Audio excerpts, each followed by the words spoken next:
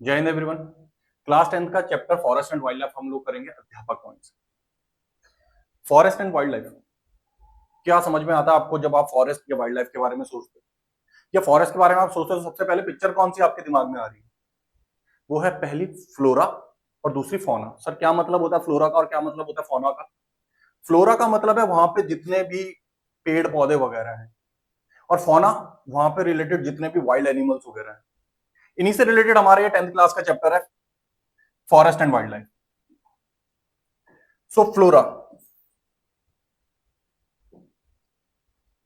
Flora यानी इसमें सारे आपके प्लांट्स आ जाएंगे, जितने भी ऑटोट्रॉप्स होते हैं। ऑटोट्रॉप्स का मतलब क्या होता है? ऑटो मतलब सेल्फ, और ट्रॉप्स मतलब जो अपना न्यूट्रिशन खुद डिराइव करते हैं, यानी सनलाइट वगैरह से जितने भी ग्रीन प्लांट वगैरह हो गए, राइट। जिसमें एग्जांपल आपके ट्रीज, फ्लावर्स, ग्रास, मोइसेस वगैरह सारी चीजें आ जाती हैं।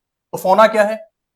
फोना जितने भी हमारे जानवर वगैरह हो गए, ऑल एनिमल लाइफ स्पीसीज जो भी उस रीजन में होगी। एनिमल, हेट्रोट्रॉप्स, हेट्रोट्रॉप्स का मतलब जो दूसरे पे डिपेंडेंट है, जैसे हम लोग भी हैं। जिसमें आते हैं मैमल्स हो गए, बर्ड्स, इंसेक्ट, रेप्टाइल और फिश। क्यों इंपॉर्टेंट है ये वाला चैप्टर हमारे लिए? इस चैप्टर का इंपैक्ट आपको जितनी भी बड़ी क्लासेस है, चाहे वो 11th है, 12th है, ग्रेजुएशन है, वहां सब पे दिखेगा। क्यों?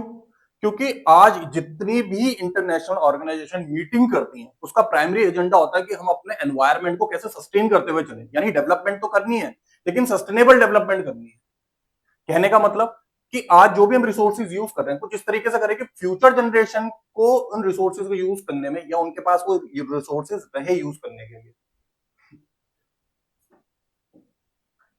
सो क्यों करना इसको इंपॉर्टेंट है? जैसे मोहनदास करमचंद गांधी, इनका एक स्टेटमेंट था कि earth have enough resources to meet the need of the people, not the greed of the people.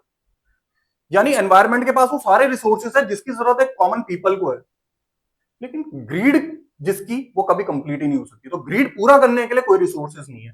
So conservation क्यों इंपॉर्टेंट है? जैसा मैंने बताया, ताकि फ्यूचर जनरेशन के, वेरी इंपॉर्टेंट, कि फ्यूचर जनरेशन के लिए हम लोग इसको प्रोटेक्ट कर सकें, फ्यूचर जनरेशन को किसी भी तरीके से कोई भी दिक्कत ना आए। तो प्रोटेक्ट इकोलॉजिकल बैलेंस, जिसमें forest and wild life help करेगी एनवायरमेंट को क्लीन करने के लिए। जैसे अगर हम दिल्ली अगर रीजन में रह रहे हैं, तो हम दिल्ली में इस टाइम पीरियड में सबसे मेजर प्रॉब्लम क्या इशू करते हैं? वो है हमारा पोल्यूशन लेवल, जिसमें हमारे मेजरली दो पार्ट आते हैं, PM2.5 और PM10।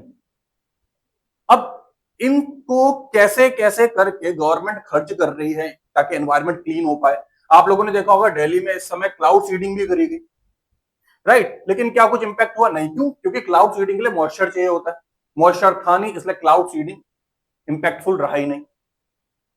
सो क्या इंपॉर्टेंट है? ऑटोमेटिकली कैसे ये कवर अप कर पाएगा, कैसे पोल्यूशन लेवल कम कर पाएगा, उसके लिए बहुत बहुत बहुत इंपॉर्टेंट रहता है हमारा फ्लोरा एंड फौना दोनों के, राइट। सो प्रोटेक्ट करना वहां के इकोलॉजिकल बैलेंस को, जेनेटिक डाइवर्सिटी को। जेनेटिक डाइवर्सिटी से क्या मतलब है? कुछ पर्टिकुलर चीजें ऐसे होती है कि सिर्फ वहीं के क्लाइमेट में रह पाती है, और इकोलॉजिकल या बायोलॉजिकल साइकिल कंप्लीट करने के लिए, इकोलॉजिकल साइकिल कंप्लीट करने के लिए उसका वहां होना बहुत जरूरी होता है। जैसे स्नो लेपर्ड, अब वो राजस्थान में नहीं मिल सकता, right. Support agriculture and livelihood, यानी वहां का जो भी एग्रीकल्चर है। क्यों? हर जगह हर तरीके की चीज नहीं हो सकती, करेक्ट। सो जहां पे भी हम हैं, चाहे वो हम हिली एरियाज में हैं, चाहे वो हम कोस्टल एरियाज में हैं, वहां का क्लाइमेट वहां प्रोटेक्ट करना बहुत जरूरी होता है। वहां पे उन्हीं से रिलेटेड मेजरली चीज या मेजरली जो भी प्लांट्स वगैरह है वो होते हैं, राइट। तो उनको प्रोटेक्ट करते हुए चलना, उनको सपोर्ट करना, ताकि बायोडाइवर्सिटी, इंपॉर्टेंट, बायोडाइवर्सिटी सर्वाइव या बहुत मुश्किल में ना आ पाए, बहुत कॉन्टिन्यूसली फ्रीक्वेंटली फ्लोरिल चल पाए, करेक्ट। सो कुछ वाइल्ड लाइफ प्रोटेक्शन एफर्ट्स डाले गए हैं इंडिया में। जैसे इनको प्रोटेक्ट करने के लिए वाइल्ड लाइफ प्रोटेक्शन एक्ट 1972 आया। मेजरली क्यों आया था? तो आप लोगों को ध्यान होगा, एक प्रोजेक्ट टाइगर चला था, इसके बारे में भी अभी हम क्लास में पढ़ेंगे।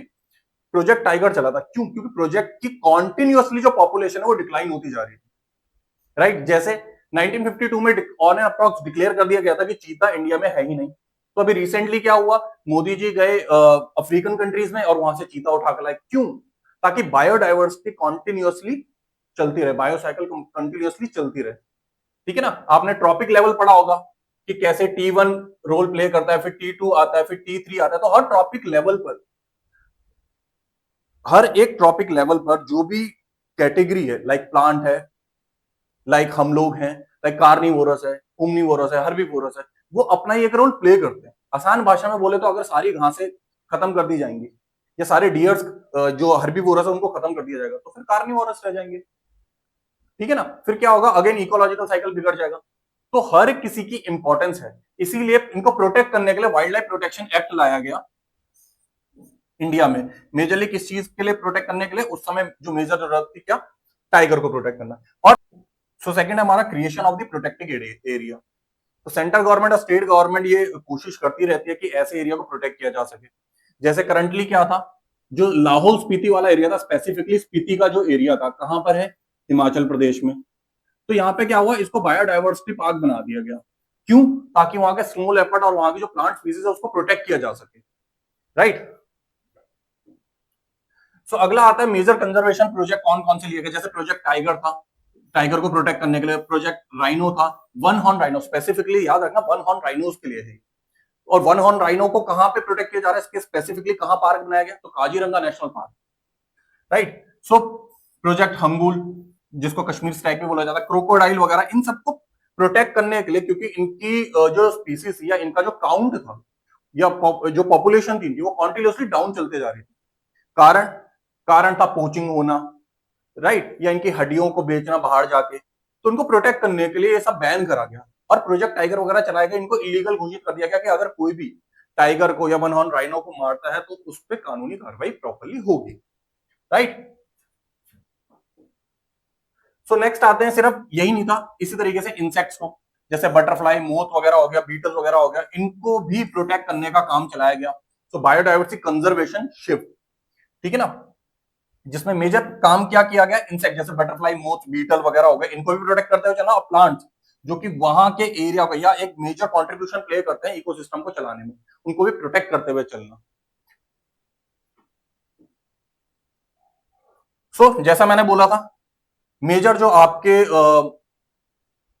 किसी भी तरीके से क्वेश्चन पूछ लिया जाता है, या कई बार ऐसा होता है कि हो सकता है आपके सिलेबस से अगर प्रोजेक्ट टाइगर कट भी गया हो, लेकिन आप अपने आंसर में कोट कर सकते हैं, तो ये प्रोजेक्ट टाइगर आपके लिए इसलिए इंपॉर्टेंट हो जाता है। सो प्रोजेक्ट टाइगर क्या था? प्रोजेक्ट टाइगर में, सो प्रोजेक्ट टाइगर, टाइगर को किसी भी तरीके से प्रोटेक्ट करने का था। जैसे मैंने बताया, इसकी पॉपुलेशन कॉन्टिन्यूसली डाउन चलते जा रही थी। राइट। तो उसको प्रोटेक्ट करने के लिए, एक्सटिंक्शन से बचाने के लिए, ध्यान में रखना, पहले होता है, मेजरली बोलोगे तो पहले होता है वल्नरेबल, वल्नरेबल से होता है फिर एंडेंजर्ड। ठीक है ना? एंडेंजर्ड से होता है एक्सटिंक्ट। इसकी भी अलग अलग कैटेगरी होती है, मेजरली क्राइटेरिया। ठीक है। तो एक्सटिंक्शन से बचाने के लिए, ताकि विलुप्ति ना हो जाए, जैसे एशियाटिक चीता, जो भारत का जो चीता था वो बिल्कुल विलुप्त हो गया, यानी एक्सटिंक्ट हो गया। राइट। और अब एशियाटिक चीता सिर्फ कहां पे है? ईरान में। उसकी भी काउंट कोई फिक्स नहीं है, कभी बोलते हैं 10 है, कभी बोलते हैं 15 है, पर कोई फिक्स नहीं है। राइट। सो टाइगर पॉपुलेशन देखते हैं कैसे डिक्लाइन हुई। तो 1900 में, यानी 1900 में 55,000 जो टाइगर की संख्या थी, तो 1973 में 1827 हो गई, यानी इतनी तेजी से कम हुई। सोचो 55,000 और कहां पे 1827। तो अब ये एक तरीके से अलार्म था, ये इंडिकेटर था कि बॉस अगर अभी भी आपने नहीं बचाया तो ये मेजर जो कार्निवोरस या ये जो प्रे है, जो अटैक करता है, जो खाता है, जो बायोलॉजिकल साइकिल को कंप्लीट कर रहा है, ये एक्सटिंक्ट हो जाएगा और ये साइकिल बिगड़ जाएगी। क्यों? क्योंकि चीता ऑलरेडी एक्सटिंक्ट हो चुका था इंडिया से। तो प्रोजेक्ट टाइगर को लॉन्च किया गया। क्या थ्रेट थे? तो पोचिंग होना। क्यों इनको मारा जाता था? पोचिंग करना, जैसे मैंने पहले बताया, इनको खाल वगैरह उतार देना, तो कई बार इनकी जैकेट्स वगैरह बनाई जाती थी, बहुत एलिड माना जाता था।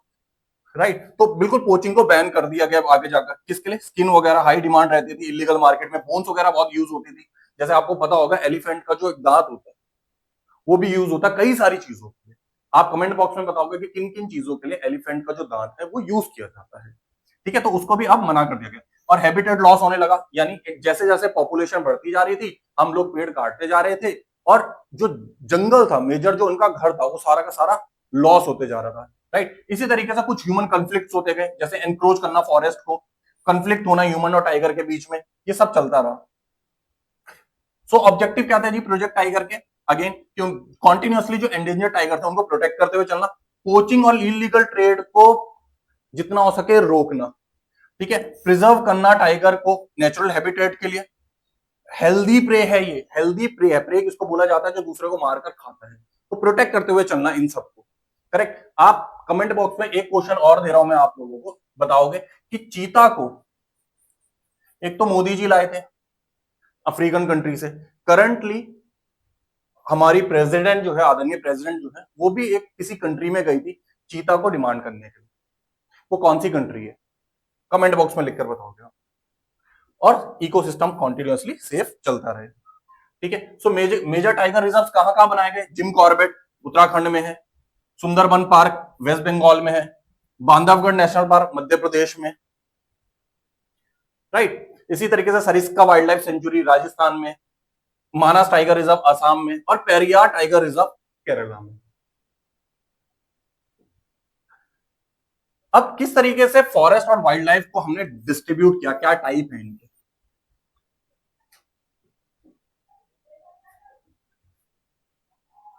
सो इंट्रोडक्शन में आते हैं इसके। फॉरेस्ट और वाइल्ड लाइफ इंडिया का एक मेजर पोर्शन है, एक डाइवर्सिटी है जो प्रोटेक्ट करते हुए चलता है इंडिया।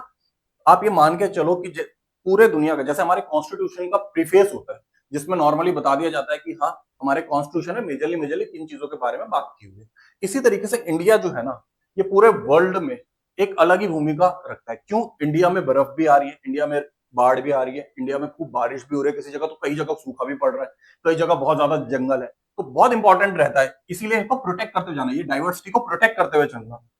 ठीक है। और मैनेज करना, अब ओन और मैनेज का मतलब क्या है, क्योंकि कई सारे जंगल ऐसे हैं जिनको गवर्नमेंट खुद ओन करते हैं। जैसे मैंने बताया बायोडाइवर्सिटी बना दिया गया किसको, स्पीति को। ठीक है ना। कुछ ऐसा होता है, कुछ वहां की कम्युनिटी ही प्रोटेक्ट करते हुए चलती है।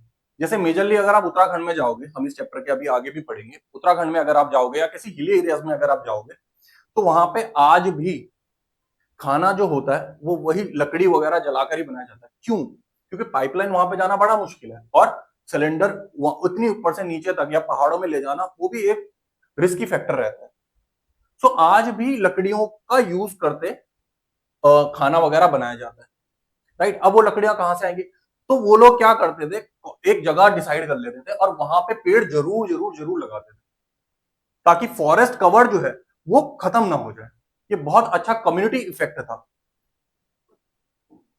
तो आगे बढ़ते हैं, किस तरीके के फॉरेस्ट आते हैं जी इंडिया में, अलग अलग तरीके के। जैसा मैंने बताया रिजर्व फॉरेस्ट होते हैं, 50% टोटल फॉरेस्ट लैंड का इंडिया में है इनका।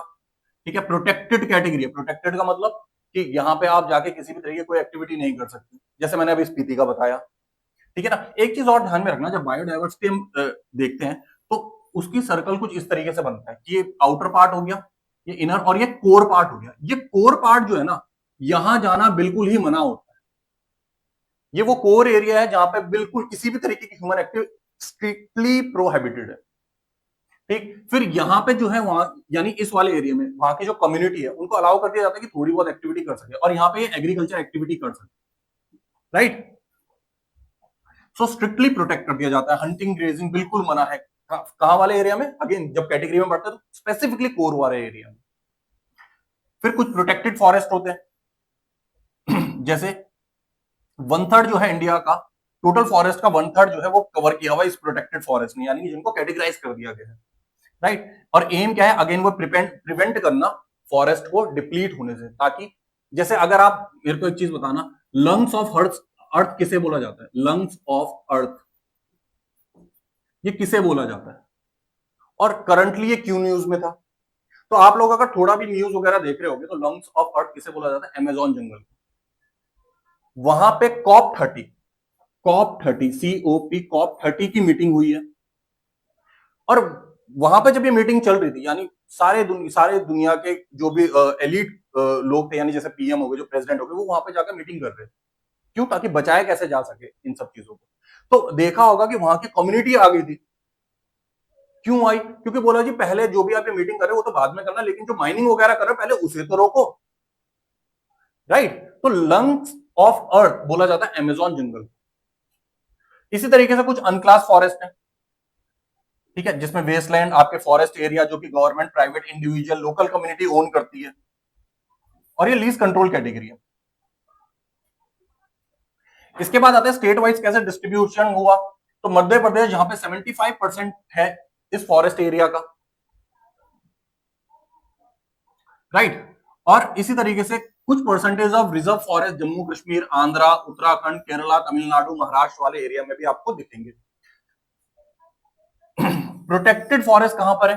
तो जी बिहार, हरियाणा, पंजाब, हिमाचल, उड़ीसा, राजस्थान में आपको मिलेंगे। इसी तरीके से अनक्लास फॉरेस्ट तो ये नॉर्थ ईस्टर्न एरिया में मिलेंगे। अच्छा, नॉर्थ ईस्टर्न एरिया में अनक्लास क्यों बोला? क्योंकि आपने देखा होगा कि नॉर्थ ईस्ट में ऐसी जगह है इंडिया की जहां पे सबसे ज्यादा बारिश होती है। कौन सी जगह? मौसिन राम। चेरापूंजी में भी होती रहती है, तो अप एंड डाउन होता रहता है दोनों में। मेजरली मौसिन राम में सबसे ज्यादा हाईएस्ट रेनफॉल रिसीव करता है मौसिन राम।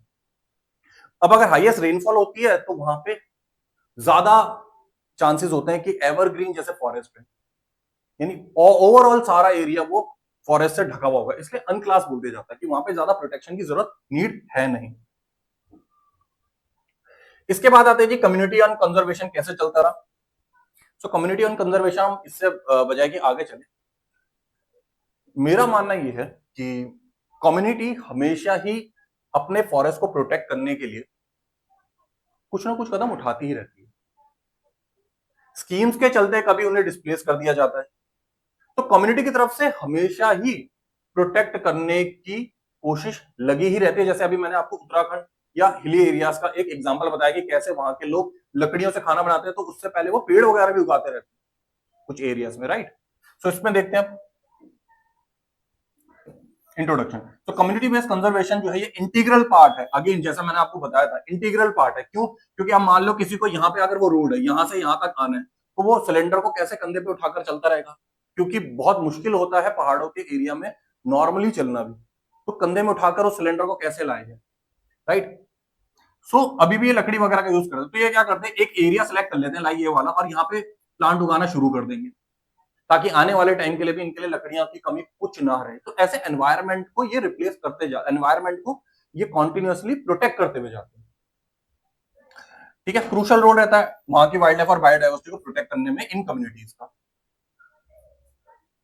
तो लोकल कम्युनिटी कैसे कंजर्व कर रही है, क्या रोल है? तो फॉरेस्ट और कम्युनिटी हैबिटेट को बचाते हैं ये लोग। ठीक है, यानी स्पेसिफिकली अगर कोई प्लांट वगैरह है जो वहीं पे हो रहा है उसको प्रोटेक्ट करते हुए चलना, तो ये भी इनका एक रोल रहता है।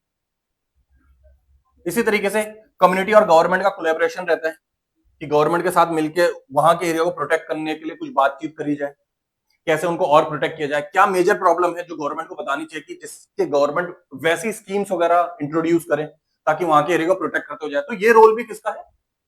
वहां की कम्युनिटी का। अगला आता है कि कौन से इनिशिएटिव ऐसे लिए गए हैं जो मेजरली कम्युनिटी बेस्ड हो। तो जैसे सबसे पहला है भैरवदेव डाक ऑफ सेंचुरी, कहां पे? अलवर, राजस्थान में। तो यहाँ पे कम्युनिटी को एम्पावर करा गया, कैसे? यहाँ के राजस्थान के 5 विलेजेस मिलकर प्रोटेक्ट किए करीब करीब 1200 हेक्टेयर फॉरेस्ट लैंड को बचाया इन लोगों ने, ताकि वहां पे किसी भी तरीके से ह्यूमन एनक्रोचमेंट ना हो पाए, किसी भी तरीके से फॉरेस्ट ना काटे जाए, इंडस्ट्री के नाम पे एनवायरमेंट को नुकसान ना पहुंचाया जाए। और कौन सा लिया गया? कंजर्व किए इन्होंने, कैसे? बैन करा हंटिंग को वहां पे। ये कौन कर रहा है? ये कम्युनिटी कर रही है, ध्यान में रखना इस बात को, ठीक है ना। और एनक्रोच होने से, जैसा मैं बता रहा हूं, एक्सटर्नल एनक्रोचमेंट से बिल्कुल मना कर दिया गया। इसी तरीके से कुछ सक्सेस भी रही, वहां के इनिशिएटिव ने शो किया कि वहां के इकोलॉजिकल बैलेंस जो था वो मेंटेन रहा, वो बिगड़ा नहीं। अगला आता है चिपकू मूवमेंट, जैसा मैंने आपको बताया था ये हिली एरियाज में था। कैसे हुआ कि वहां के लोग, मैंने बताया ना कि बहुत मेहनती रहते थे, बहुत हार्ड वर्क, बहुत फिजिकल वर्क उनको करना पड़ता था, तो ये सब मेहनत लगी रहती थी उनकी। अब पेड़ उगा रहे हैं, वो पेड़ को अगेन पानी देंगे, प्रोटेक्ट करेंगे, खाद वगैरह, मेन्योर वगैरह देंगे वहां पे। तो इससे क्या होता था, एक लगाव सा हो जाता था। जो जब कॉन्टिन्यूअसली इंडस्ट्रियलाइजेशन बनाने के लिए पेड़ काटे जा रहे थे, तो ये लोग पेड़ों से चिपक गए कि नहीं भाई, हम अपने जंगल को कटने नहीं देंगे, हमें कोई इंडस्ट्री नहीं चाहिए, हमें अपने जंगलों के साथ रहने दें। तो ये भी एक मेजर कम्युनिटी प्रोटेक्शन था। ठीक, चिपकू मूवमेंट जिसको बोला गया, यानी ऐसे ट्री को ये हक करके खड़े हो गए कि नहीं भाई, हम नहीं काटने देंगे, या तो आप हमें काट दो। हुआ क्या? हुआ क्या? इससे फिर गवर्नमेंट को पीछे हटना पड़ा। वुमेन इनिशिएटिव मेजर था इसमें, वुमेन्स ने बढ़ चढ़कर पार्ट लिया इन सब चीजों में, राइट। और आउटकम्स क्या निकले? Again significant reduction in deforestation, important, right. और कम्युनिटी ने प्रूव कर दिया कि हाँ, कम्युनिटी इन सब चीजों को चलते, यानी ऐसी कंजर्वेशन एक्टिविटीज को चलते प्रोटेक्ट कर सकती है। इसी तरीके से बीज बचाओ आंदोलन, बीज बचाओ के आंदोलन से क्या मतलब है, आप लोगों ने ग्रीन रेवोल्यूशन के बारे में सुना होगा। Green revolution, green revolution, father of green revolution in India किसको बोला जाता है, तो ये बोला जाता है एम एस स्वामीनाथन को। और अगर आ जाए कि father of green revolution in world, तो ये बोला जाता है नॉर्मन बोरलॉग को। तो इन्होंने क्या किया ग्रीन रेवोल्यूशन में, ग्रीन रेवोल्यूशन में इन्होंने इंट्रोड्यूस किए HYV seeds, high yield variety seeds. इससे क्या हुआ, उस समय जरूरत भी थी इंडिया को, क्यों, क्योंकि इंडिया एक एग्रीकल्चर बेस्ड कंट्री थी। एग्रीकल्चर बेस्ड कंट्री होने के बावजूद भी हमें जो अनाज था, जो दालें थी, वो भी बाहर से मंगानी पड़ रही थी, और इंडिया की पॉपुलेशन कॉन्टिन्यूसली बढ़ती जा रही थी। तो उसको दूर करने के लिए उस समय ये लाना भी जरूरी था, ये इंप्लीमेंट करवाना भी जरूरी था। जब इंप्लीमेंट हुआ तो इंडिया फूड ग्रेन के मामले में इतना प्रबल हो गया कि जो इंडिया पहले इंपोर्ट कर रहा था ये सब चीजें, अब एक्सपोर्ट करना शुरू हो गया। लेकिन इसका लॉन्ग टर्म इफेक्ट या बोले तो हार्मफुल इफेक्ट बहुत ज्यादा थे। क्यों, क्योंकि HYV सीड्स को या प्रोडक्टिविटी को बढ़ाने के लिए high amount of fertilizers use किया गया। फर्टिलाइजर्स ने क्या किया, फर्टिलाइजर्स ने वहां की मिट्टी, जो वहां की मॉइस्चर था या अंडरग्राउंड वाटर था, उसे भी पॉल्यूट किया।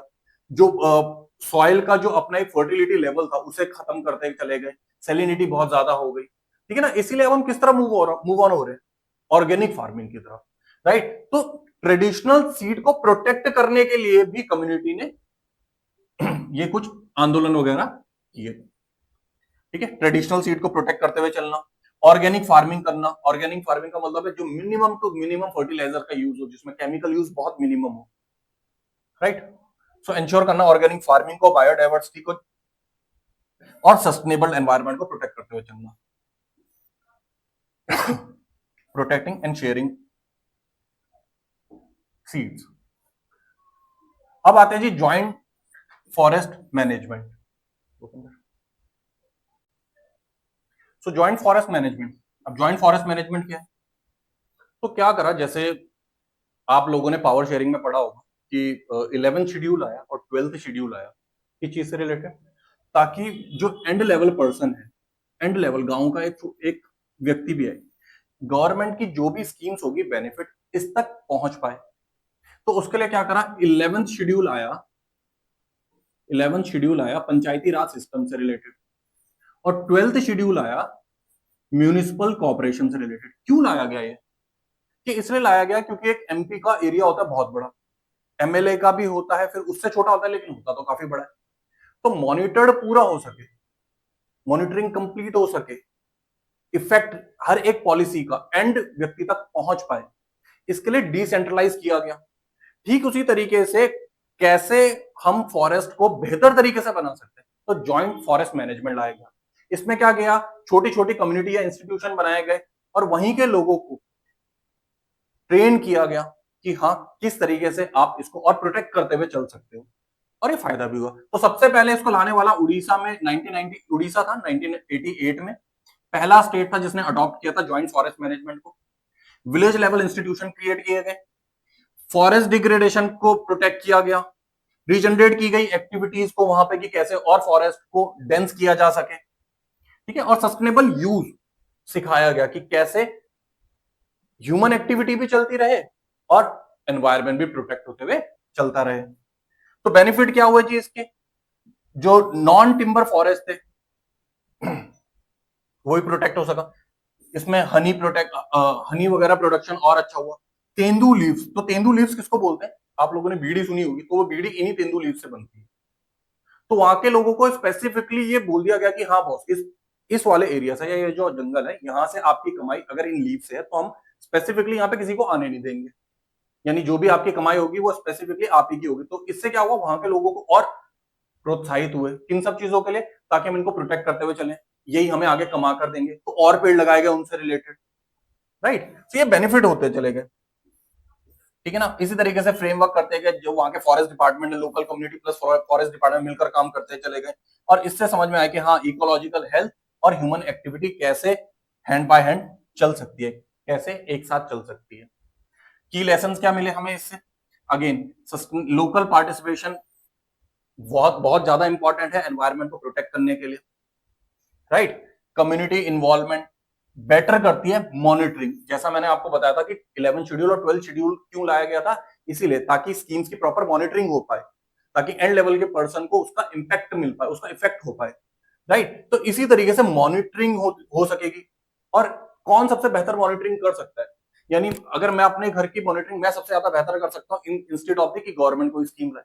तो वहां के लोगों को और अवेयर किया गया कि अगर आप हमारा साथ देते जाओगे तो फॉरेस्ट भी बचेगा, आपकी इनकम भी जनरेट होती जाएगी, जैसे हनी प्रोडक्शन वगैरह करके, ठीक है ना, और बेस्ट मॉनिटरिंग होती जाएगी। आपसे बेहतर मॉनिटरिंग और कोई कर ही नहीं सकता। इससे और फॉरेस्ट रिजर्व बढ़ना शुरू हो गए, ठीक है। इसी तरीके से लाइवलीहुड भी सिक्योर होते गया और एनवायरमेंट भी कंजर्व होते गया, ठीक है। पीपल सेंट्रिक अप्रोच अपनाई और eco people centric plus eco friendly, यानी काम कुछ ऐसा चलता जाए कि एनवायरमेंट भी प्रोटेक्ट होता जाए और लोगों का भी काम बहुत इजीली चलता जाए। जैसे लकड़ी काट के लाके अगर वो लोग खाना बनाते थे तो वो लोग पेड़ भी लगा रहे हैं, राइट। सेक्रेड ग्रुप्स, फॉरेस्ट की इंपॉर्टेंस सिर्फ इसीलिए नहीं थी कि सिर्फ खाना बनाना, फॉरेस्ट की मेजर इंपॉर्टेंस और क्या थी।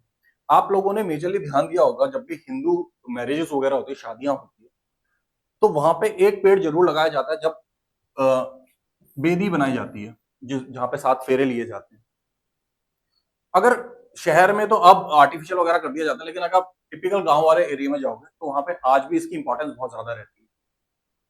तो वहां पे केले का पेड़ लगाया जाता है, आम के पत्ते इंपॉर्टेंट होते हैं वहां के लिए, पीपल के पेड़ के आगे आपने कईयों को पूजा करते हुए देखा होगा, राइट। सो फॉरेस्ट सिर्फ इसीलिए इंपॉर्टेंट नहीं थे कि उनकी डेली एक्टिविटी उससे चल रही, उनकी आस्था भी उनसे जुड़ी हुई, इसीलिए मेजर इंपॉर्टेंट। तो सेक्रेड ग्रुप्स कौन कौन से। सो इंट्रोडक्शन, जैसा मैंने आपको बताया कि प्रोटेक्ट कर रहे थे इन पैचेस को लोकल कम्युनिटीज, क्यों, रिलीजियस, कल्चर और स्पिरिचुअल बिलीफ था उनका, राइट, ताकि पीपल के पेड़ को कोई नहीं काटेगा। आम के पेड़ की जरूरत हर जगह पड़ती है, किसी का भी देखना नया घर बन रहा होगा, खासकर हिंदू कल्चर में, किसी का भी अगर नया घर बन रहा होगा, गृह प्रवेश हुआ होगा, नई बहू अगर आई होगी, तो क्या करते हैं, एक जो चौखट होती है, चौखट में आम के पत्ते लगा देते हैं। तो इसीलिए वो पेड़ बहुत इंपॉर्टेंट हो जाते हैं उनके लिए, करेक्ट। अगला आता है कॉन्सेप्ट क्या था सीक्रेट ग्रुप का, ऑलरेडी मैं बता चुका हूं, वैसे आपको नेचर वर्शिप करना तो इंपॉर्टेंट आता है, ये सब चीजें आपने आरएनएस के टाइम पे भी देखी होगी, ठीक है। Sacred grove also known as the forest of God, ये कुछ ऐसे वर्ड्स हैं जब आप आंसर लिखते हो तो आपके आंसर क्वालिटी को बहुत इंप्रूव करते हैं। जैसे फॉरेस्ट ऑफ गॉड, ये बहुत इंपॉर्टेंट रहते हैं, आप क्वालिटी आपके आंसर की बहुत इंप्रूव हो जाती है इन सब चीजों से। These areas strictly protected, no tree cutting, no grazing, no hunting, no removal of the forest produce। क्यों, क्योंकि आस्था उसके साथ जुड़ी हुई है, राइट। सीक्रेट ग्रुप कौन कौन सा है जी इंडिया में, जैसे नॉर्दर्न ग्रुप्स आ गए हमारे, ठीक है। बायोडाइवर्सिटी हॉटस्पॉट है, हॉटस्पॉट किसको बोला जाता है, हॉटस्पॉट जैसे आपने वाईफाई का वगैरह यूज किया होगा, तो अगर मान लो वाईफाई नहीं है तो क्या करते हैं, एक मोबाइल से डेटा हम दूसरे को अगर शेयर करना है तो हॉटस्पॉट ऑन कर दिया जाता है, ठीक है। तो हॉटस्पॉट यानी वहां पे वो जगह बहुत स्पेसिफिकली है, वहीं पे वो चीज मिल रही है तो उसको हॉटस्पॉट बोल दिया जाता है। इसी तरीके से सदर्न ग्रुप्स हैं, लोकल ट्रेडिशन को शो करते हैं वहां के, ईस्टर्न ग्रुप्स हैं, राइट। ईस्टर्न ग्रुप अगर हम बोले, अगर मैं आपसे पूछूं कि इंडिया के नॉर्थ ईस्ट में टोटल कितनी स्टेट्स हैं, टोटल कितनी स्टेट्स हैं, तो 7 स्टेट्स हैं। लेकिन क्या इसको नाम याद करने में भी दिक्कत आती है आप लोगों को, तो नाम याद करने का एक छोटा सा ट्रिक है, आप यूज कर लेना इसको। अरुणा मामी मेट, अरुणाचल, नागालैंड, मणिपुर, मिजोरम, मेघालय, त्रिपुरा और आसाम। तो अरुणा मामी मेट, इससे भी आप याद कर सकते हो कि सदर्न जो हमारा नॉर्थ ईस्टर्न पार्ट है वहां पे 7 स्टेट है। आप मुझे कमेंट सेक्शन में लिख के बताओगे कि 7 स्टेट प्लस 1 ब्रदर, तो 1 ब्रदर किसको बोला जाता है, तो ईस्टर्न ग्रुप है हमारे। इकोलॉजिकल सिग्निफिकेंस क्या है, तो सेक्रेड ग्रुप को प्रिजर्व करने से क्या होता है, एक तो फॉर श्योर एनवायरमेंट बचा रहता है, ठीक है ना, तो एनवायरमेंट की जितनी भी चीजें हैं उसको प्रोटेक्ट करने से जितने भी बेनिफिट्स हैं, एक तो वो प्रोटेक्टेड रहते हैं, ठीक। दूसरा, मेडिसिनल हर्ब बहुत काम में आते हैं। जैसे आपने कई बार देखा होगा कि खासकर दिल्ली और एनसीआर रीजन में डेंगू के केसेस बीच में बहुत ज्यादा बढ़े। करेक्ट। अब मेजरली आपने लोगों को देखा होगा, उसके बाद हुआ क्या, पीसीएम या पैरासिटामोल जिसको हम बोलते हैं, वो बुखार आता था और उसको लेते थे, तो जब तक उसका असर रहता था तब तक बुखार भी डाउन रहता था, और जैसे ही उसका असर खत्म हो जाता अगेन पीसीएम। तो कोई इलाज बेसिकली था नहीं, एक स्पेसिफिक इलाज। तो क्या किया गया, लोगों को फिर पता चला कि हाँ भाई, कि पपीते का पत्ते का रस वगैरह लोगों ने पिया, या गिलोय का पानी लोगों ने पिया। ठीक है ना। तो ये सारे कुछ ऐसे मेडिसिनल प्लांट है जिनसे बहुत इंपैक्ट पड़ता है, जिनका बहुत इंपैक्ट रहता है एक ह्यूमन लाइफ में। करेक्ट। तो उन प्लांट्स को भी प्रोटेक्ट करते हुए चलना। एंडेमिक स्पीसीज, एंडेमिक का मतलब होता है जो स्पेसिफिकली वहीं पे हो रही हो। तीन चीजें होती हैं, एंडेमिक, एपिडेमिक और पेंडेमिक। पेंडेमिक मतलब जैसे कोरोना वायरस था कि ओवरऑल वर्ल्ड में फैला हुआ है। एंडेमिक मतलब वो स्पेसिफिकली उसी रीजन में। आप लोगों के लिए एक और क्वेश्चन, आप बताओगे एपिडेमिक फिर किसको बोला जाए? So old growth trees, biodiversity hotspot बना रहता है इसमें, सीड बैंक बना रहता है। ठीक है। सीड बैंक का मतलब जैसे आप लोगों ने फर्टिलाइजेशन प्रोसेस सुना होगा, या सेक्सुअल रिप्रोडक्शन इन प्लांट सुना होगा।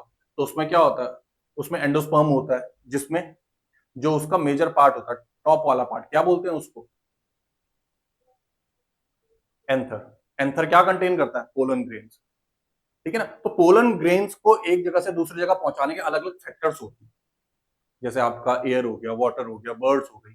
तो एक तो वो भी प्रोटेक्ट रहते हैं, जो उनके रूट सीड्स हैं, यानी जो प्योर सीड्स है, वो भी प्रोटेक्ट रहते हैं इनसे। ठीक है। फिर नेचर वॉचर कैचमेंट, क्या मतलब है कि अगर प्लांट या घासें कहीं पे भी अगर जमीन पे रहती हैं, तो वो उस जो जमीन है वहां की मिट्टी को भी प्रोटेक्ट करते हुए चलती है, नमी बना के रखती है, ताकि सॉइल इरोजन से बचाया जा सके। करेक्ट। तो ये सारे इसके बेनिफिट्स है, ये सारे इसके सिग्निफिकेंस है, क्रूशल रहता है इकोसिस्टम को मेंटेन करने के लिए। कल्चरल और रिलीजियस इंपॉर्टेंस क्या है इसका, तो ट्री वर्शिप इंडिया में काफी समय से चलती हुई आ रही है। जैसे मैंने बताया कि पीपल के पेड़ के आगे धागा बांधते हुए फेरे वगैरह करना। राइट। तो अपनी अपनी मान्यता थी, कई ट्राइबल लोग ऐसा करते थे, वर्शिप करते थे पेड़ की। ये भी एक बहुत बड़ा कारण रहा जिसकी वजह से इंडिया में खासकर या ओवरऑल वर्ल्ड में भी प्रोटेक्ट रहे कई सारे फॉरेस्ट। ठीक है ना। वरना कैपिटलिस्ट सोच क्या करती, तो उनको भी एक तरीके से काटते हुए चली जाती, और हम बहुत बुरे हाल हो सकते थे जितने आज है, उससे भी ज्यादा कई बुरे हाल और हो सकते थे। कम्युनिटी का बहुत इंपॉर्टेंट फैक्टर रहा इन फॉरेस्ट को प्रोटेक्ट करने में। सो कई सारे हैं, जैसे मुंडास और संतलास हैं छोटा नगर में। आप मुझे बताओगे कि छोटा नगर कहाँ पे, किस स्टेट में बिलोंग करता है? ठीक है। सो महुआ हो गया, कदम्बा हो गया, ये कुछ ऐसे वहां के ट्राइबल थे, ट्राइब जैसे उड़ीसा और बिहार के। टेमरिंड्स हो गए, मैंगो हो गए, इनकी वेडिंग्स में ये सब वेडिंग्स में यूज होते हैं। जैसे मैंने आपको बताया आम के पत्ते यूज होते थे। ठीक है ना। अक्रॉस इंडिया पीपल की पूजा करी जाती है, बेनियन ट्री की पूजा करी जाती है। ठीक है। इनको सेक्रेड मान लिया जाता है। कुछ सेक्रेड एनिमल है, जैसे गाय। आपने कई जगह सुना होगा कि कन्यादान तो होता है, लेकिन कन्यादान से पहले गौदान भी किया जाता है। राइट। तो वो बहुत इंपॉर्टेंट रहता है। Temple across India host macaws, langurs. माना जाता है कि जैसे हमारे प्रभु श्री राम थे यहाँ पे, तो उनको बहुत हेल्प किया था वानर सेना ने। तो उनको भी उन्हीं का एक तरीके से सेना मान ली जाती है कि अच्छा, अगर हम इनको कुछ खाना देंगे या इनके साथ अच्छा व्यवहार करेंगे, तो शायद प्रभु श्री राम की कृपा हम पे भी बनी रहे। तो इनको भी प्रोटेक्ट करते हुए चला जाता है। तो मान्यता अपनी अपनी जगह हर किसी की है, जैसे ब्लैक बक, चिंकारा, नीलगाय।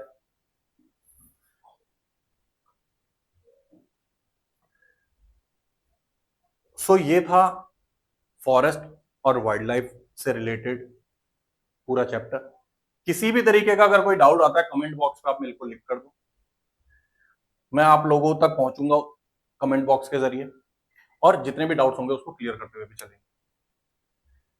सो अपने आसपास सफाई रखो, और अपने जन्मदिन में हो सके तो एक पेड़ जरूर लगाओ। इसी के साथ मैं आपसे नेक्स्ट वीडियो में मिलूंगा। जय हिंद।